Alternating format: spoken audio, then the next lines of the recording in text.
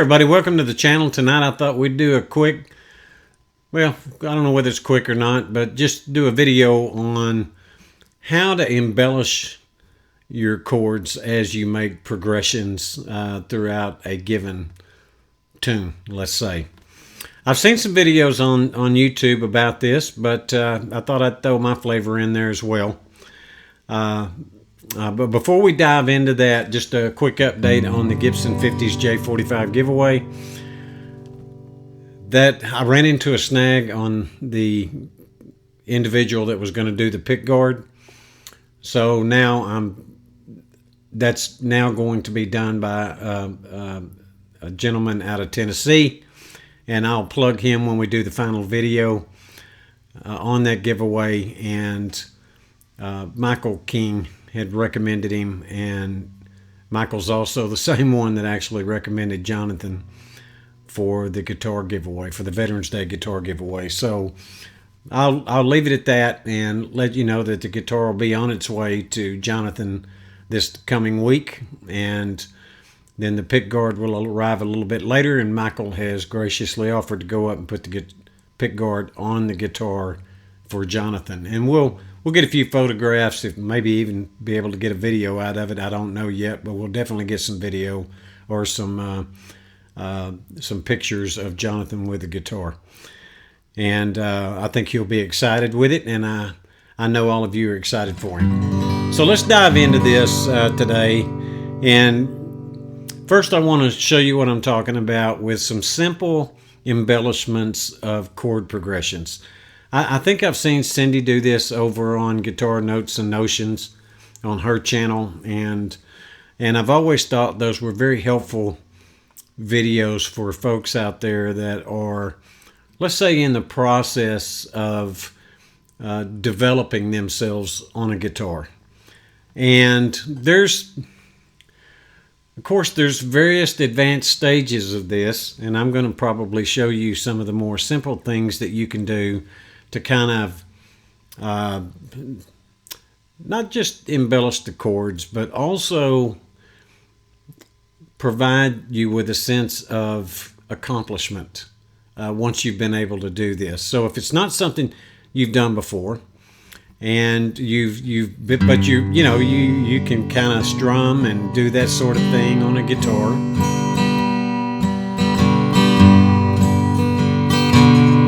And if you can change chords, that's great, like this.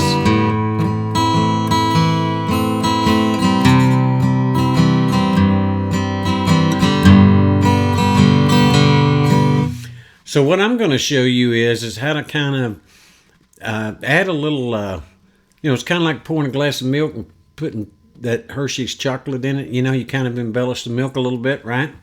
I do that every morning for breakfast, and have been for years, and so I think that same analogy would work in this case with just embellishing the chords somewhat. So first thing I'm going to do is kind of play through this with you. It's one that I've been traveling a lot lately, I'll say that. So my ability to sit down, pick up a guitar, and play has been somewhat limited over the last year. So when I got home late Friday night, Saturday when I woke up, I got up early and I pulled this Gibson J100 out and started working on a little chord progression, just to kind of, I don't know, just to pick the guitar up and start making some chords before I start losing all my calluses. And kind of was doing this little tune right here. And I'll play it for you. Then I'll show you kind of the strum pattern, if that's helpful to you, and then how we're embellishing each of those chords. You'll first be able to hear it, and then I'll walk you through kind of how that's happening, okay?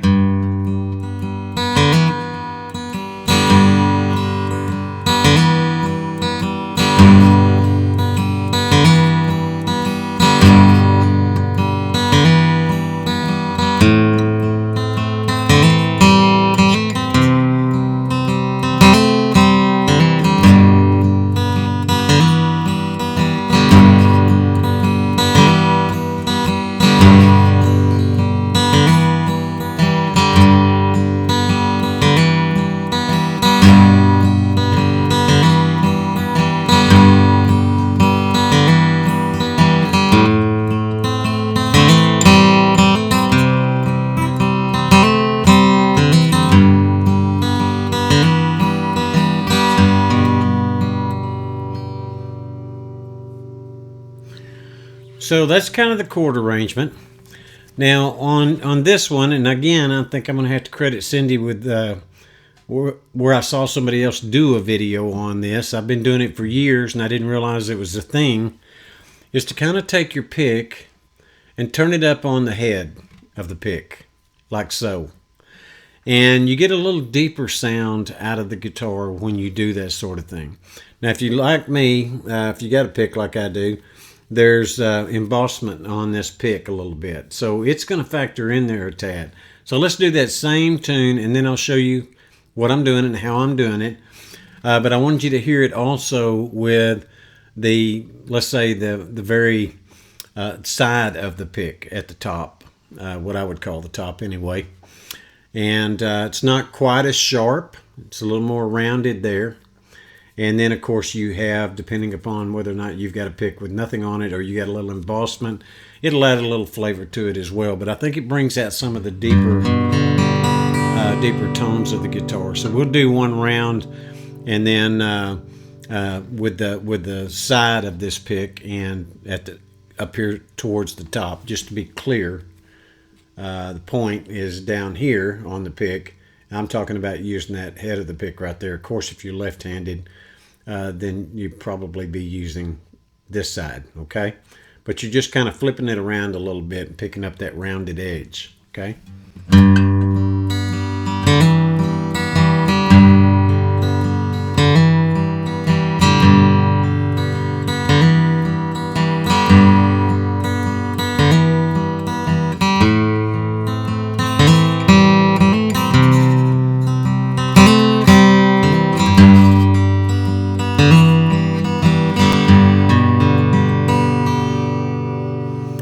It just gives a little more, I think you get a little more bass response out of the guitar when you do something like that. So maybe for most of the video, I'll probably have it rotated over like that because I do that quite a bit. And it's one of the things I liked about what I heard Cindy say. Because I didn't realize that was a thing until she did a video on it. And I thought, okay, well, I'm not the only one doing that, okay? So when we talk about embellishing a chord, we're talking about throwing in a little flavor while you're making the chord. So first, let's talk about the strum pattern on this. I don't know how I can kind of describe how I do these strum patterns to you. It just kind of comes natural. But I know for a lot of folks that it doesn't, that play guitar, and some that play guitar very well, it's not exactly a natural thing. They have to see it written in the music, or it has to be shown to them what the strum pattern is, and then they'll play guitar, 100 times better than any of us would, right? Because they're great musicians, but they don't necessarily all hear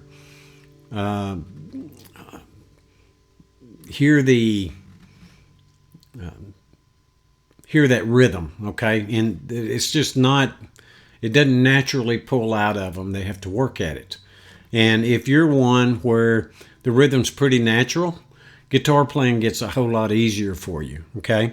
So let's start with the strum pattern. So I'm obviously hitting the number 6 E string in this G chord. And I make my G like this. I used to always do it like this.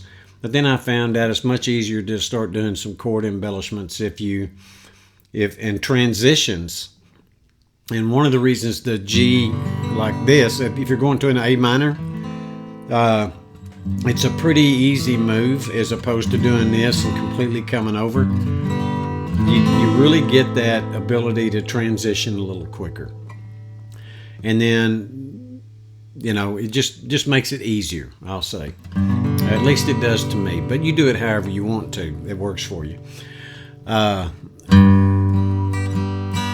So that's just hit the number 6 bass note, and then long about that number 4 bass note down to about your number 2 string is what you want to hit.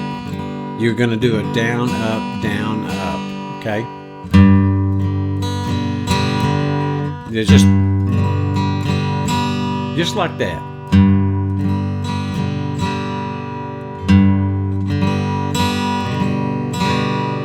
Okay, And then after you do that, that's when you're going to kind of come up, and instead of hitting that number 6 bass note, you're going to hit that number 4, and you're going to do a hammer on.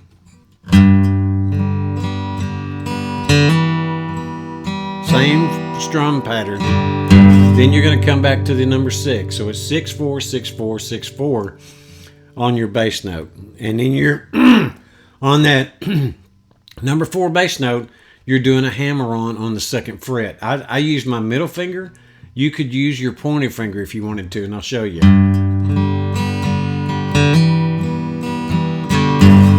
And you leave it planted there.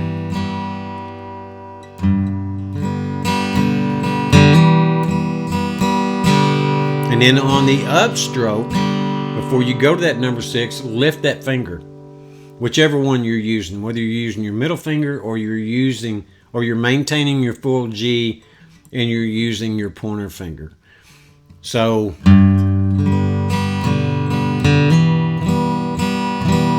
and then on the way up, you've got it lifted, okay? And I'm going to use my middle finger going forward. Yeah, I'll say I was.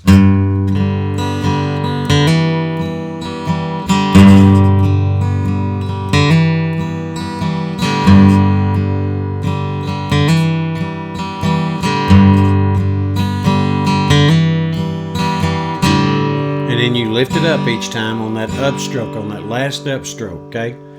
Then you're going to go to the A chord, the A minor chord. And you're just going to go number 5 bass note, down. You don't want to pick up, you can pick up that last, that number 1 string down here, but if you can avoid it, I think it sounds a little better.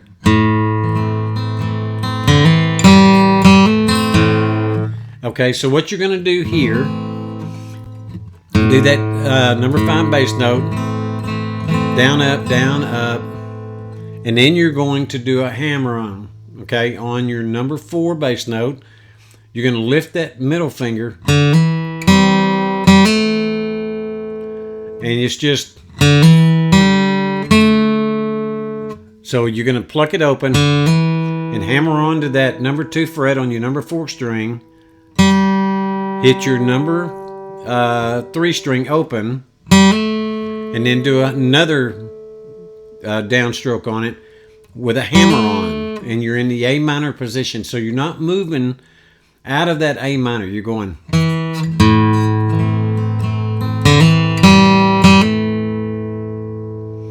Now what I will do at this point is I will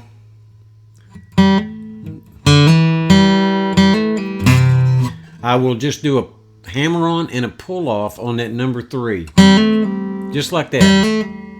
Because you're going to go immediately to C. And do your down, up, down, up. And then I will do a hammer on the, I'll take that C shape, I'll take that middle finger and bring it down to the number 3 string, yeah, and I will try to pick up 3 and 2 in this, and I think I've got that right.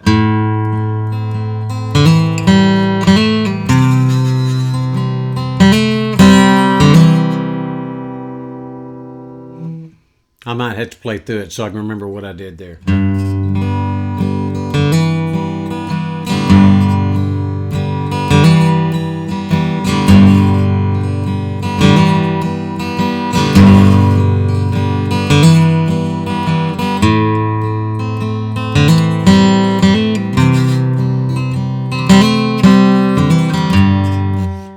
Some of this is not ever easy to explain, right?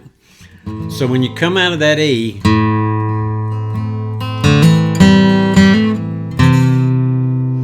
you're going to hit that number 5 bass note on that number 3 fret in a C position.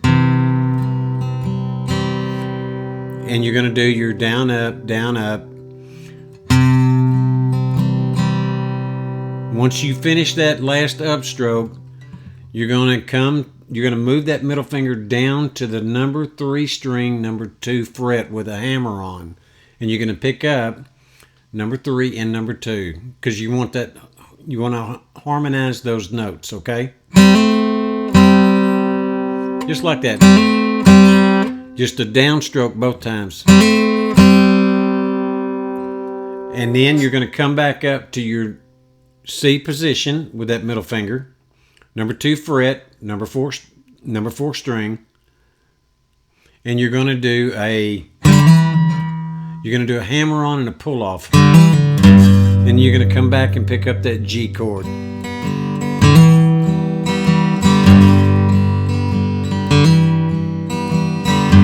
Just like that. And you're going to count it off again and you'll start to tune over. Okay? So it's like this.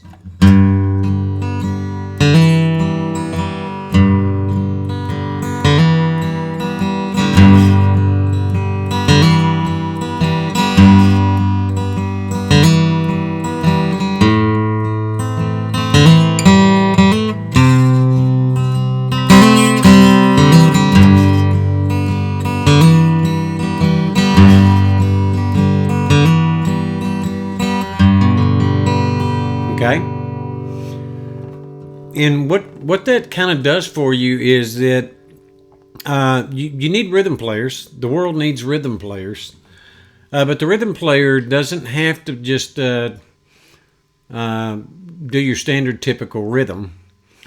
Some of these embellishments in these chords make a song. We always think of lead guitar as kind of stealing the show, right? But if you go and listen to some of the more beautiful songs that have been done, you're going to find the rhythm player adding in this tidbit of flavor as they change chords and they harmonize some of these notes during the rhythm process. And I'm no musical expert. I can't read music. Somebody put a sheet of music in front of me, they may as well be putting a bunch of Chinese writing in front of me. Or is it Mandarin? Is that how you say it? They might as well be putting that in front of me because it's kind of like when I went and took my driving.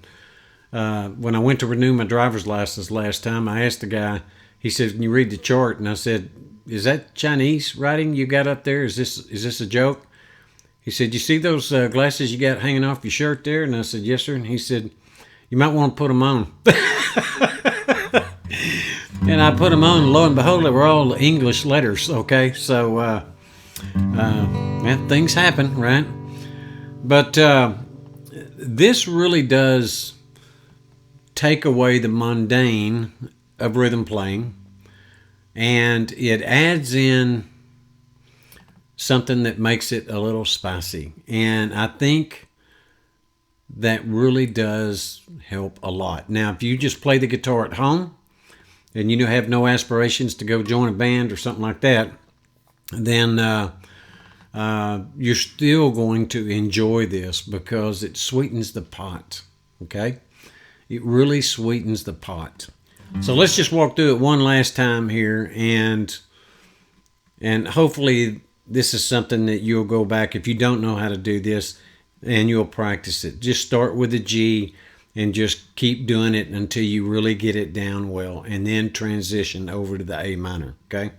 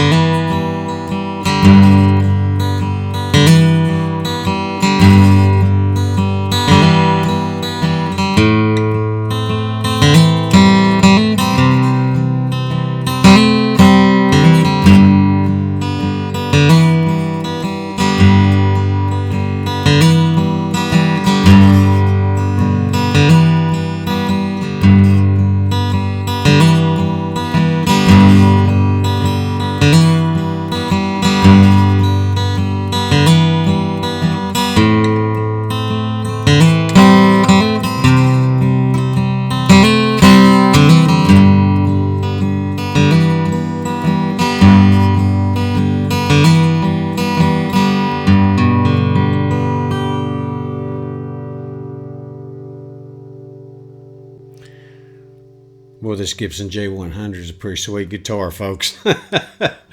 I need to do an updated video on this one. It was worth every penny I spent to get this, and they don't make them anymore. But you can still find them used on like Reverb or places like that. I don't know if you noticed in the background, but if you look right there, you'll see a 1969 Silvertone 319 electric hollow body. And I'm going to put a photograph up in this video of me with this guitar. When I was 12, 13 years old, something like that. My parents had bought this for me at Christmas time. And I have been looking, I sold that guitar when I was about 20, 19 years old maybe. And I regretted it every day since. And I have yet to be able to find this guitar. I've seen a few versions. One or two have popped up on Reverb, but they were in horrible, terrible shape, and they had damage to them and that kind of thing. Well, I found this one about 3 weeks ago or so, and I pulled the trigger on it immediately. This thing is pristine from a body style standpoint, frets, fretboard, just absolutely gorgeous. And this is, yeah, this was a great, great guitar. I can't believe how inexpensive these things were. Made in Japan. And anyway, I found it, picked it up. I got to have some setup work done on it. There's a few things I want to get done to it. But the body on this one, absolutely perfect. No scratches, no... I mean, there's a little place on the back, a very, very small place. At first, I thought it might have been my original guitar because I had a pretty good jag in the back of that guitar where it hit a belt, I guess, or something. And I saw in the photos on this one, but when I got it, I looked at it and it was a lot shorter, so it's not the same guitar. That would have been cool. But they didn't make very many of these. They only made them for like 2 years, and that was it. This body style. See the points where it curves up on each side? Silvertone only did that for like 2 years in that body style, if what I read was correct. So there's not a wealth of these out there, which explains why they don't come up very often. But those Japanese-made Silvertones back in the day, they were pretty killer guitars. So I'm beside myself that I found this guitar again. I think my parents, if they were still alive, they would appreciate the fact that I went back and found this guitar and got it back in my hands. So, Mom, Dad, got my guitar back. That's pretty cool that you gave me. Sweet gift. I remember how excited I was when I got it. Folks, the videos are not frequent anymore, and they probably won't be for about another year. I'll try to do them when I can. But I want you to know it's no reflection on any of you. I desperately appreciate you. It means the world to me. A lot of folks, well, I'll say a lot. There's been, I read a couple of comments in the last year or so where somebody said, why don't you just shut up and play the guitar? I said, well, that's not really what I do. So, it's like, why don't you find another video to watch? But, didn't upset me. I'm immune to that kind of thing on YouTube. But I rarely ever see that sort of comment on the channel. But I'm sure a lot of people wished I'd talk a little less, but it's not who I am. So anyway, I appreciate you joining the channel. I hope this chord embellishment thing helps you, bring in a little flavor and spice to your playing. And you can kind of take it to the next step of your rhythm playing, if that's what you do. Okay? As always, feel free to leave a comment. I'll respond to all of them unless I shouldn't respond to it. I'll just leave it at that. But aside from that, I very much appreciate all of you. I appreciate the time you take to come by this channel and check out the videos. Very, very kind of you. I'm not looking to make a living out of this. If I was, I'd done starved to death. But here we are. And one of the reasons I like doing this, I enjoy it. I think that getting to know some of the subscribers personally has been just absolutely rewarding and wonderful. So, look, I really appreciate you. I'll just leave it at that. God bless each and every one of you. Much love your direction, and I hope you have a phenomenal Christmas and New Year's this year. We have got a lot to be thankful for. Till next time, folks.